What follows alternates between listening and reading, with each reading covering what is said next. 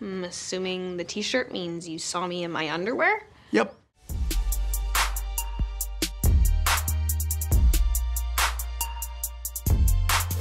Can't get enough of the kissing booth? Well, you're in luck, because there's some great bonus content in the form of deleted scenes from the first movie. They came out just in time to help us get the hype out about Kissing Booth 2. Isn't it great when things work out like that? This was almost a pretty different movie, but regardless of what was cut, we can't wait for the sequel, and we've got all the details. Lee, I can explain. Unbelievable. Sometimes long-term friendships can get messy, so Elle Evans and Lee Flynn made up some rules to make being platonic pals a little bit easier. One rule that comes into play in the kissing booth is no dating each other's relatives. This might not be so hard to follow except for the fact that Lee happens to have an extremely handsome older brother named Noah that Elle has a serious crush on. When Elle and Lee create a kissing booth for a school fundraiser, Elle tries to convince Noah to offer up his lips. In the interest of school spirit, of course, Elle and Noah end up confessing their feelings to one another. You are the only girl who doesn't fall at my feet, and it is driving me crazy. Which puts a strain on her friendship with Lee, but thankfully the three are able to sort things out before Noah heads off to college. Now that we're caught up on what did happen in the movie, let's take some time to talk about what almost took place. Fans couldn't get enough of the cuteness between Elle and Noah, so Netflix provided us with some new deleted scenes to obsess over before they get ready to drop the Kissing Booth 2. Let's take a look at some of the character interactions that didn't end up making the final cut. We totally understand why Elle wanted to convince Noah to work at the kissing booth, and that she wanted to impress the OMG girls. You have to admit, she maybe doesn't have the best timing in the movie. She decides to ask Noah, The OMG girls want to know if you'll do our kissing booth. when he's already in the process of making out with someone else. Needless to say, this didn't go over well with Noah's date, and although he advocated to Elle, he still definitely said no about taking part in her project. But in this deleted scene, Elle tried this slightly better tactic of ambushing Noah after he finishes using the restroom. Hey, it's not ideal, but at least his lips are free to talk in this scene. First, she tries to butter him up by complimenting his arms. Nice arms, man. Been working out. But obviously, Noah isn't impressed by her transparent attempts at flattery. He asks what she wants, and she pitches the kissing booth idea. I'm just saying that it would be so helpful if you would do the kissing booth for the dance club. Yeah, and the good news is she doesn't get a no, but the bad news is that she gets a nah. That's it? Nah?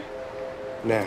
Which is kind of worse. Elle doesn't take nah for an answer and says he owes her for telling guys not to date her, and orders him to both take part in the dance club's kissing booth and stay out of her personal life. But despite her commands, Noah just brushes her off and walks away. Even though Noah turns her down either way, it was nice to see a more confident Elle, with a better plan than interrupting him mid-makeout. She also had the chance to thank him for covering for her about what the first day of school fight was really about. Even though Noah called her Miss Perfect in a joking way in the deleted scene, Oh, well, I didn't want to ruin your dad's image of Little Miss Perfect. it's cool to hear him acknowledge that he was trying to stick up for her in front of her dad. Either way, Elle's request for Noah to work the kissing booth was denied, and while the cut version was a bit sweeter, it was missing the drama of the big party ask. As exciting as prom can be, sometimes the themes get a little bit repetitive, but a deleted scene showed us that Elle's prom almost had a way cooler one. We saw the committee voting on the theme, and at one point, it was a neck-and-neck tie between Memory Lane or Zombie Prom Night. That might have been the best prom theme of all time, but sadly the deciding vote went to Memory Lane.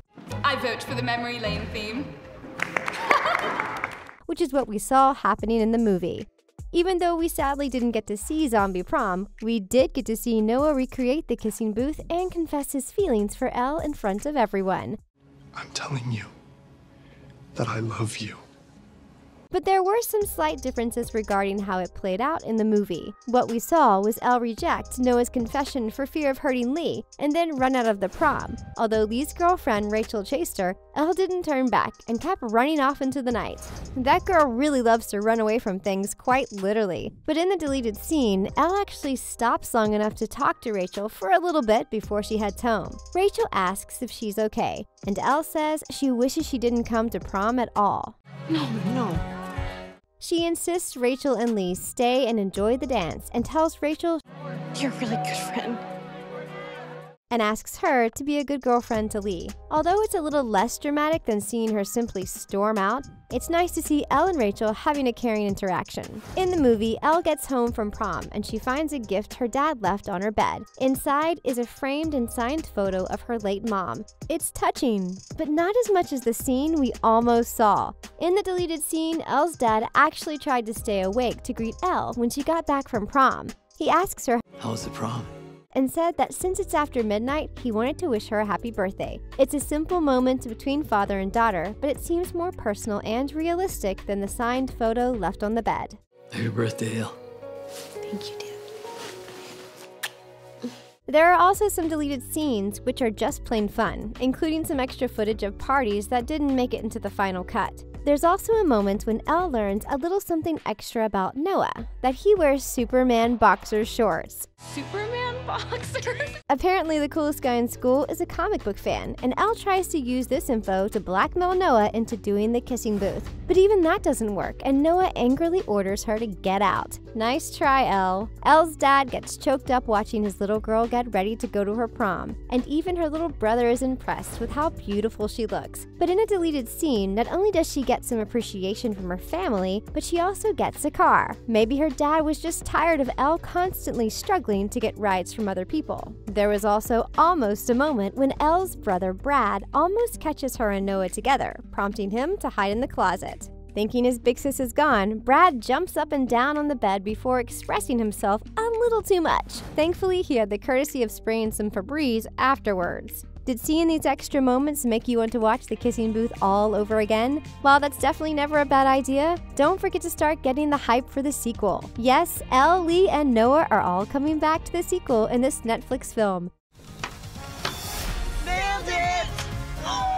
Like the first movie, The Kissing Booth 2 is also based on a book by Beth Reekles. The book is called The Kissing Booth 2: Going the Distance, and you'll be happy to know that the cast you loved in the first movie is coming back for the sequel. Joey King will be reprising her role as Elle Evans, while Joel Courtney and Jacob Elordi will be back as brothers Lee and Noah Flynn respectively. In addition to the actors we know and love from the first film, there will also be some exciting additions to the cast. You might have seen actress Maisie Richardson-Sellers in DC's Legends of Tomorrow, Permissible, sir. I'll fly ahead and record Krieger's movements. Sensible.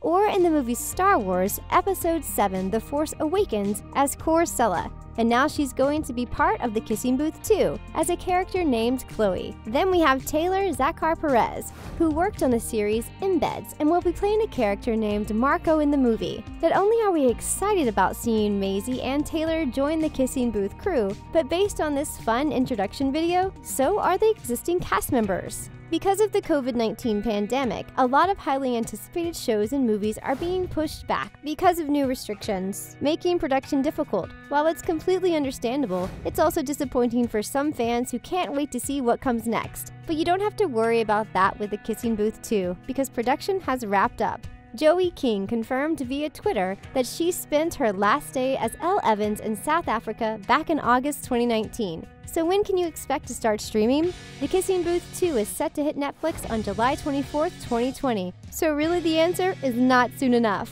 Now that we know when it comes out, of course we want to know what's going to happen. Joey King says she hopes Elle and Noah stay together and even has plans for their future career. She thinks they should get into the theme park business and become a power couple who creates amazing rides and attractions. Considering how much Elle managed to mess up the actual kissing booth, this might not happen, but it's still a fun idea. So maybe if you could just stop by the booth for a little, I don't know, it would mean a lot to me. Jacob Elordi is coming back for the sequel, but it turns out he's not actually the biggest fan of his character, Noah. He actually called Noah kind of awful, and although he enjoyed working on the movie, he doesn't get why people idolize his character so much. Maybe we'll get to know more about Noah in the sequel and see a softer side to this cool guy. You are cute when you're being bossy. Complicating the film process was the fact that Joey and Jacob dated in real life after working on the kissing booth. According to Joey, their breakup was hard, not just on her, but fans of Noah and Elle. But don't worry, because these stars were committed to not letting their real-life relationship impact the kissing booth too. Joey admits it was a wild experience, but says it helped her grow both as a person and an actor. Plus, not only was it a good career move, but Joey is a huge kissing booth fan herself, and even she wanted to see what happens between Elle and Noah, even if it involved sharing screen time with her ex. In the sequel, Noah is off to Harvard while Elle enjoys her senior year of high school. Long-distance relationships are never easy, especially when Elle meets her new classmate, Marco, and Noah meets a woman named Chloe in college. Will they be able to work it out, or will they realize that absence doesn't always make the heart grow fonder? Fans of the franchise are just going to have to wait to find out. Are you excited for the follow-up to The Kissing Booth, or do you think it should have been one and done? Let us know if you're looking forward to the adventure continuing, and if you think any of the deleted scenes from the first movie should have been kept in the final cut. Don't forget to stay connected with us here at The Things by clicking subscribe and turning on your notifications. Bye for now!